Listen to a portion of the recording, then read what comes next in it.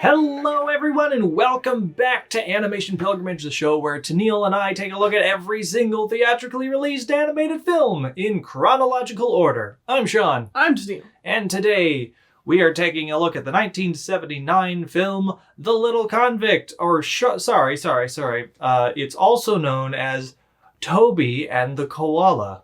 Uh-huh. Why does this movie have two different names? I don't know. I don't know, because it says The Little Convict everywhere, but yeah, it also goes by Toby and the Koala, even though the koala really doesn't play that big of a role in this movie. No, absolutely not, because this is a movie about a little convict in Australia. This is from Yoram Gross in Australia. Mm-hmm. Who also brought us Dot and the Kangaroo, which we reviewed a while ago. Year, the year before that, I don't remember. Yeah. Brain fuzzy, don't remember. Anyways, Yoram Gross saw massive success with Dot and the Kangaroo, so they decided they're going to double down on Australian informational movies. And now we're talking about... the government's paying for these movies to happen anyway. So they're like, all right, we talked about the animals. Let's talk about the founding of the country through the use of British colonialism. Yeah. Yay. Well, this has a lot of the same vibes. I wrote this down in my notes as Pocahontas. Mm-hmm.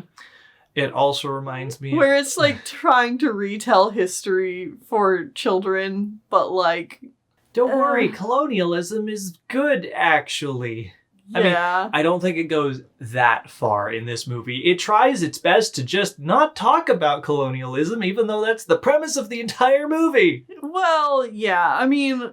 I don't know a lot of Australian history, but, just going into the basics, the fact that, England, colonized Australia by just making it a penal colony. Mm-hmm. That's such a odd history to begin with. I don't know how history is taught in Australia, but, obviously here in America, we have a very, mythologized history. Oh, absolutely. Where, we exaggerate the goodness of our founding fathers. But, with Australia...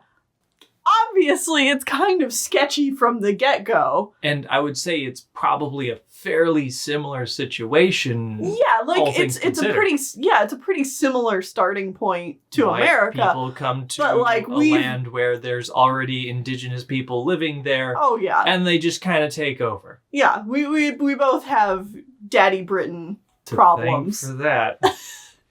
Daddy Britain problems, but yeah.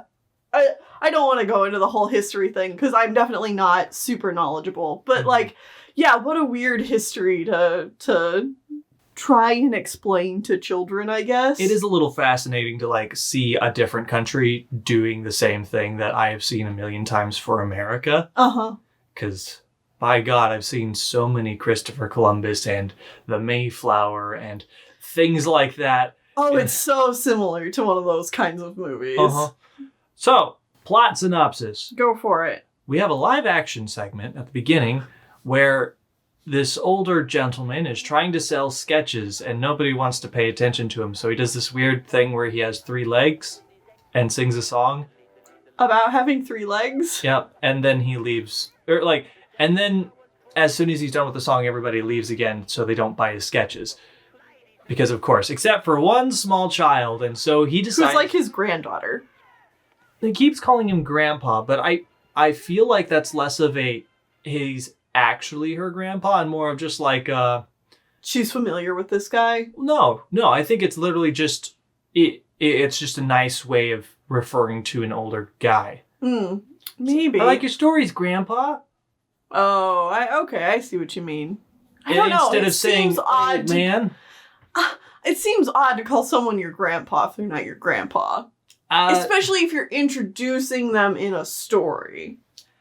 Maybe, but I know multiple other countries do that. Japan will do a similar thing often. Where you just refer to it as like, hey, Grandpa. Mm-hmm. Yeah, I guess that's true. So, like, I feel like it is an interchangeable... Blood relation is actually, unknown. Yes.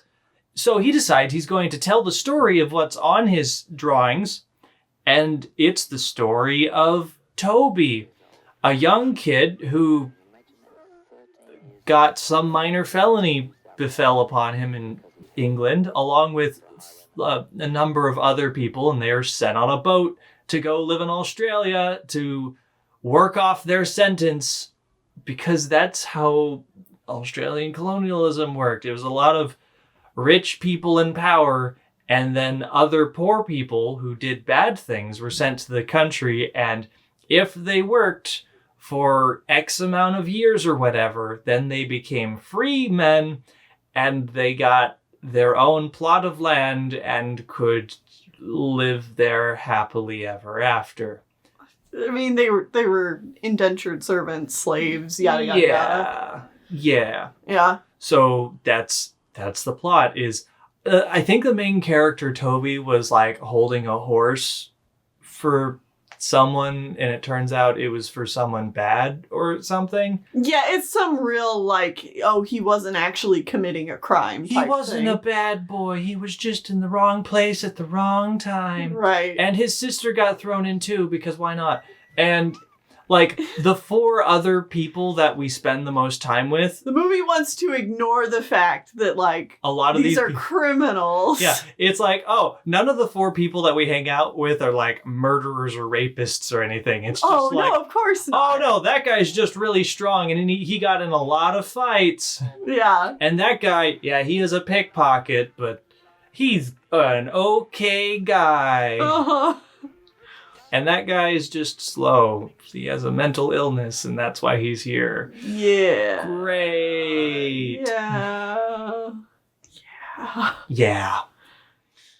They don't dwell on that character very much. No. But he is the butt of jokes for just the fact that he's a little slow. This whole movie is there's a lot to unpack here. And the movie does its best to never touch it. Yeah, let's just close the box and never touch it again. Mm-hmm. So they get here, and the sister character is chosen to be a new servant. She's a housemaid. Yeah, she becomes the housemaid to the colonel general man in charge of this particular colony. Who they paint as like a bumbling fool. Yeah. And like, oh, woe is me. How dare I be in charge? Oh, I'm not a bad guy. Yeah, I didn't know my soldiers were abusing and mistreating all the slaves. Oh, I would have done something if I but knew. Yeah, that is very intentional, because they can't paint the founding fathers of the country as evil.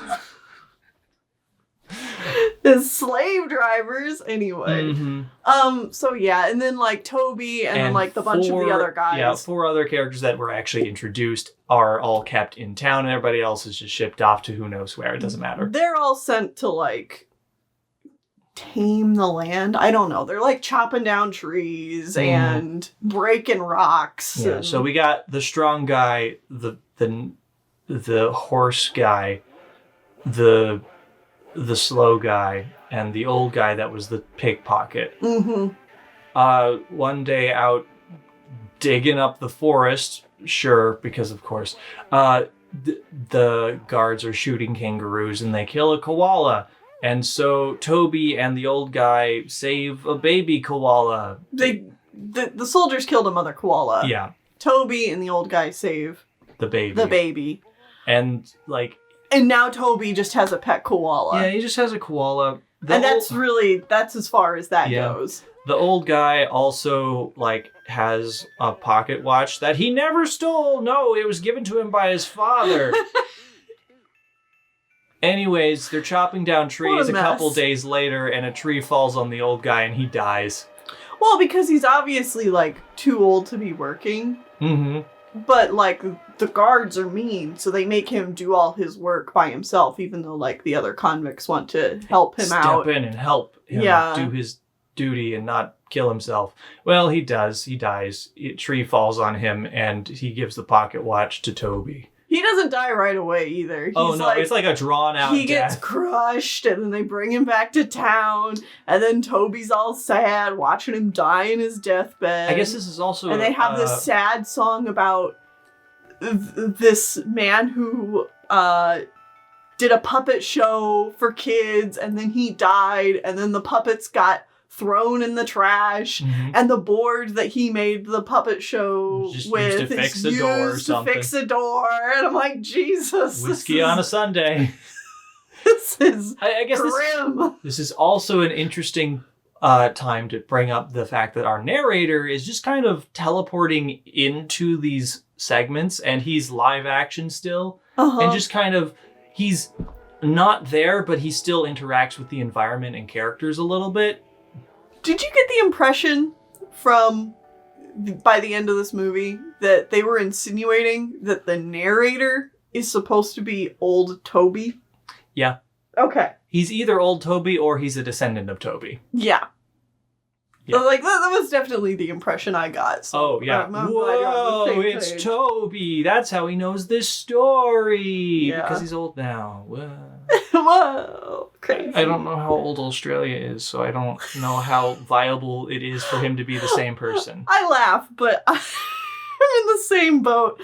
God, now you gotta stop asking questions like this because it makes us look dumb.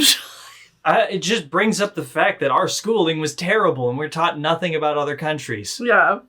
We should take time to learn. Anyways, old man dies. The next thing that happens is the guy that likes horses escapes on a horse, which means the strong guy gets thrown in a jail cell. Because they were teaming up. Like they teamed up. The strong man helped him escape. And then Toby's like, man, if only the horse guy were here, he'd help you escape. So then Toby has to go out into the wilds of Australia. He goes out into find Horse Guy to bring him back to go save Big John. Yeah. Or, not Big John. Big George. Big George. Big George. Who the sister might like, I think. Oh, I didn't pick up on that. Yeah. I think it's mentioned once or twice. That's why she's concerned about Big George. Oh. Okay. Either way, while out in the wilderness, he finds an indigenous kid his age, and he just helps the stupid white kid. This is so dumb. But, like, you could see it coming from a mile away that they were going to do something like this. So he helps him find the horse guy, and then they steal some horses from some evil rangers or something. The indigenous kid just drops everything he's doing now to just help white kid achieve his goals. Yeah. And basically saves everybody and gets no recognition for what he does. Oh, absolutely not, because the colonel hates the indigenous people, so if he was there, he'd probably get shot and killed. And of course... It's just like... And of course this kid has like all kinds of, you know, magic powers. He can talk to the animals and make them do what he wants. And he has a crowd of like kangaroos and large flightless birds that I don't remember what they are. I don't know. Is it ostriches? No, ostriches are in Africa. Ostriches. Are they emus? Yeah. Are emus native to Australia? Cassowary? I don't know. The large... Wombats. There is one wombat in this movie. There's one wombat. Anyways, he controls animals. Fine. He teaches them how to use a boomerang. Oh, yeah, of course. He shows them how to get water from the land. Wow. They go back, they save Big George, but the hullabaloo caused by saving Big George makes the colonel bumble a candle down, and he locks his wife and the handmaiden in the house. By the way, what is the handmaiden's name? Polly? Is it Polly? Or is it, Bonnie? Bonnie. Yeah. I could never tell if her name was Polly or Bonnie. How do you get those two names mixed up? Low video quality. it's seriously like, I'm listening and it's like, Bronny? Like, what? What is her name? Anyways, they free Big George, and then the house catches on fire. But they're locked inside for some stupid reason. So Big George and Toby and their native friend break down the door and get the women out, and so the Colonel General man is like, man, you'd be sentenced for life, but you saved my wife, so you're free now. And now we're gonna lock up the mean old guards that did that to you, because that's not how we run things here. How dare he be drunk on duty and fighting animals and failing at keeping you in your jail cell. Okay.